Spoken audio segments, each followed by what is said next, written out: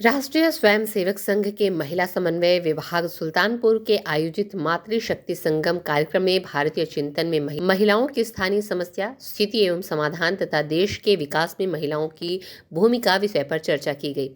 कार्यक्रम में विभिन्न क्षेत्रों में बड़ी उपलब्धि हासिल करने वाली महिलाओं को सम्मानित किया गया। कार्यक्रम की मुख्य वक्ता अखिल भारतीय सह संयोजिका महिला समन्वय भाग्यश्री चंदा साठिये ने बताया कि पूरे देश में 450 मातृशक्ति संगम सम्मेलन आयोजित करने की योजना है। उन्होंने कहा कि अब तक 175 सम्मेलनों में 2 लाख से अधिक महिलाएं सम्मिलित हो चुकी हैं। पूरे देश में महिलाओं में जागृति पैदा हुई है और ज्यादा समाज और देश के विकास में महिलाओं की भागीदारी बढ़े, यह इस कार्यक्रम का उद्देश्य है। उन्होंने कहा कि महिलाओं के प्रति चिंतन में भारतीय दृष्टि को प्रभावी बनाने की जरूरत है। कार्यक्रम की मुख्य अतिथि राजश्री टंडन विश्वविद्यालय की कुलपति प्रोफेसर सीमा सिंह ने कहा कि महिला सुरक्षा के मामले में महिलाओं के साथ साथ पुरुषों को भी जागरूक करना होगा। प्रोफेसर सीमा सिंह ने कहा कि उच्च शिक्षा में 70% गोल्ड पाने वाली छात्राएं अपने वैवाहिक जीवन के उपरांत कहां खो जाती हैं, कुछ पता नहीं। मेधावी होने के बावजूद वो अपने सपनों को साकार नहीं कर पा रही, ये चिंता का विषय है। कुलपति प्रोफेसर सीमा सिंह ने कहा कि इसके बावजूद बड़ी संख्या में लड़कियां अपने संघर्ष के बल पर निरंतर आगे बढ़ रही हैं। उन्होंने घर की बेटियों को संदेश देते हुए कहा कि उन्हें अपने अंदर मैं कर सकती हूँ, हर चुनौती का सामना करने में सक्षम हूँ का जज्बा लाना होगा। स्ट्रीट बस के लिए सुल्तानपुर से लालजी की रिपोर्ट। मैं आप सबसे अनुरोध करती हूँ कि यहाँ एक प्रदर्शनी लगाई गई है। वो प्रदर्शनी अगर आप देखेंगे तो जो मैंने शुरू में कहा कि हम में शक्ति है, लेकिन आज हम अपनी शक्ति को भूल रहे हैं, तो उस शक्ति को जागरूक करने का आज ये दिन भर का कार्यक्रम है। आप जरूर वो प्रदर्शनी भी देखिए। तो ऐसी हमारी वेद काल से लेकर रामायण महाभारत स्वतंत्रता के लिए भी अनेक महिलाओं ने बलिदान किए हैं। हाँ, अलग अलग प्रकार की क्रांतिकारकों के मां ने महत्वपूर्ण भूमिका निभाई है। गुरु गोविंद सिंह के 4, फतेह सिंह, जोरावर सिंह बलिदान होने के बाद नमस्कार। अभी ये जो आज का मातृशक्ति संगम यहाँ हो रहा है, तो इस प्रकार के पूरे देश भर में लगभग 450 से अधिक महिला सम्मेलनों की योजना है। अभी तक 225 से अधिक सम्मेलन हो चुके हैं और उसमें 2 लाख से अधिक महिलाएं देश भर में सम्मिलित हो चुकी हैं।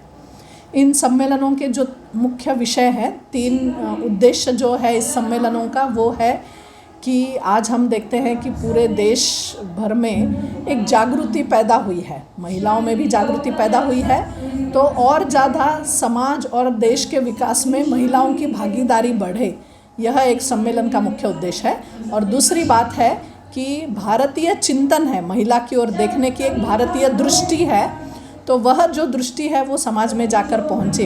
इन 2 उद्देश्यों को लेकर ये सम्मेलन आयोजित किए जा रहे हैं। इसमें मुख्य रूप से 3 सत्र है। पहले सत्र में भारतीय चिंतन में महिला, तो जो भारत का चिंतन है महिला की ओर देखने का, मुख्य 3 बातें हैं। वह महिला की ओर एक तो सम्मान की दृष्टि से, आदर की दृष्टि से देखता है।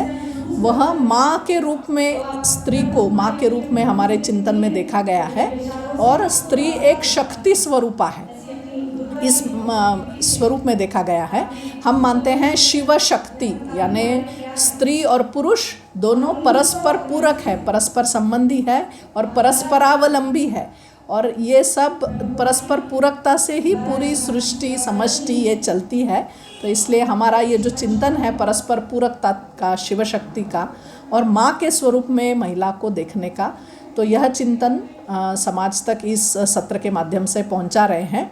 हम अगर अन्यों का भी विचार करें तो जैसे कि कहा जाता है कि पुरुष की पसली से महिला का निर्माण हुआ है, तो कहीं ना कहीं एक दुय्यम दर्जे का स्थान अन्य चिंतन में दिया गया है, बल्कि भारतीय चिंतन में उसको वही आत्मा महिला में भी बसती है, इस प्रकार का चिंतन है और इसलिए गौरवपूर्ण स्थान महिला का है। इसका जो दूसरा सत्र है उसमें हम महिलाओं की अलग अलग समस्याएं, उस विषय पे चर्चा करेंगे और उन समस्याओं के लिए हम स्वयं कैसे समाधान बन सकते हैं, हमें क्या क्या करना चाहिए, इस विषय पर चर्चा होगी। इसमें भी महिलाएं पूरे देश भर में बढ़ चढ़ के भाग ले रही है। और जो सम्मेलन का तीसरा सत्र है वो है भारत के विकास में महिलाओं की भूमिका।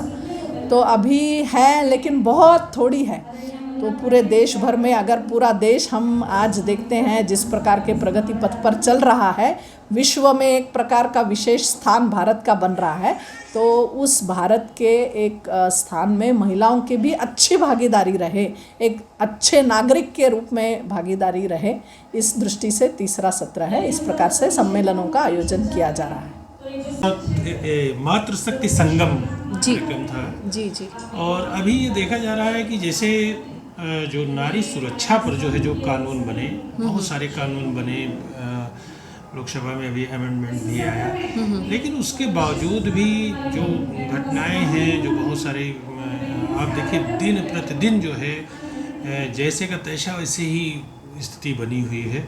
इसको किस रूप में आप देख रहे हैं? आपने सही बात कही कि अभी भी कानून बनने के बावजूद भी अभी भी इस प्रकार की प्रक्रियाएं हो रही हैं। मुझे लगता है कि इसमें महिलाओं के साथ साथ पुरुषों को भी जागरूक करना पड़ेगा, क्योंकि अगर हम परिवार में हमारा पुत्र है उसको हम शुरू से ही वो संस्कार देते हैं जिसकी कि बहुत आवश्यकता है आज के संदर्भ में, तो ये संस्कार उसमें शुरू से ही अगर पढ़ेंगे तो शायद आगे आने वाले समय में इस तरह के कार्य वो नहीं करें। बहुत सारे आजकल सुनाई पड़ रहे हैं रेप्स वगैरह और बलात्कार की घटनाएं या छेड़छाड़ की घटनाएं, तो कानून अपनी जगह अपना कार्य कर रहा है, लेकिन अभी भी उस प्रकार की घटनाएं निरंतर बढ़ती जा रही हैं, क्योंकि आज हमारा समाज एक ऐसे स्थिति में पहुंच चुका है कि यहाँ पे थोड़े संस्कारों की अभी और आवश्यकता है। तो अगर हम अपने बालकों को संस्कारित करें और साथ साथ हमारी बालिकाएं भी उस ओर आगे बढ़ें, तो शायद हम सब मिलकर समाज में सुधार ला सकते हैं। एजुकेशन में जैसे कि लड़कियां जो है शुरू में अपने गांव में प्राथमिक और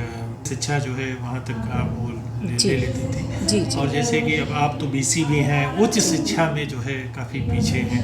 हाँ। अभी भी जो है बहुत पीछे हैं। हाँ, उच्च शिक्षा में पीछे होने का बहुत सारे कारण हैं। हालांकि अब तो बहुत तेज़ी से आप देखिए कि जब भी कन्वोकेशन वगैरह होता है तो गोल्ड मेडल 70% से अधिक हमारी बालिकाएं ही ले जाती हैं, लेकिन निश्चित रूप से ये एक बहुत बड़ा सवाल भी उठता है कि जितने गोल्ड मेडल हमारी बालिकाएं पा रही वो कहाँ हैं आज, हम उसको देख नहीं पा रहे हैं उस स्थिति में जिसमें उनको होना चाहिए।